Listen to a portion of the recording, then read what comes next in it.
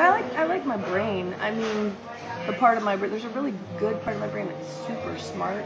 I imitate Axl Rose in my new show, America's Next Top. It's happening on January 1st. I'm gonna say that I've noticed this shift in consciousness. What the fuck is that, you might say? Where it seems like the majority of people are joining together to see the injustice caused by the white man. Even though I think that things are definitely better. Like, it's definitely better for women, it's better for gays, it's better for trannies. But we have work to do, America. With the blatant racism. Do we ever? Like, I feel like a lot of white men are fucking shit up. And making this white guy look real bad. And I'm saying to you, you know, take your pants off, America. I call it riding the freedom train. I really learned from them to speak my mind, like to challenge authority. Perfect segue. And my parents both have really great senses of humor. I learned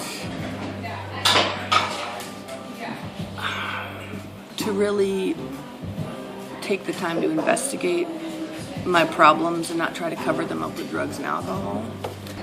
I learned from my mother very specifically to really appreciate art and music.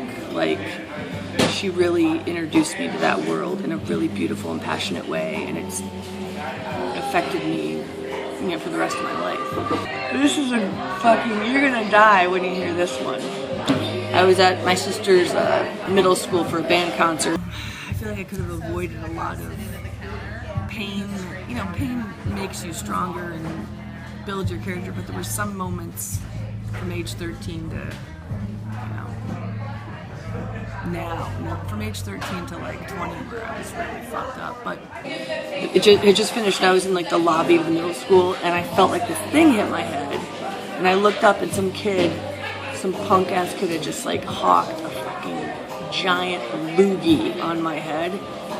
And my mom fucking bolted from downstairs, ran up the stairs, pushed in the bed, because they both hid in the bathroom, pushed in the bathroom door, kicked as they were standing on the toilets, kicked open the stall. And those kids were like, oh God, you know, like, we thought we were cool and tough, using our phlegm for something more powerful.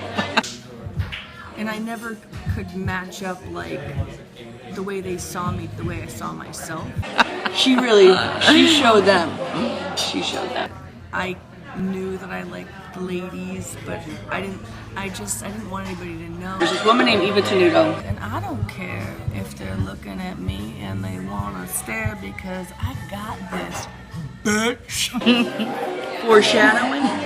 And we knew each other as actor and director. I really liked her and trusted her as a director. But I was like, bing! Like, something in me was like, oh my God, she's really fucking funny. But I just want to say, like, every time I think about seeing you, I get nervous but kind of excited at the same time. All of a sudden I was like, I need to make a move. Like, I think this woman could be the one. Well, I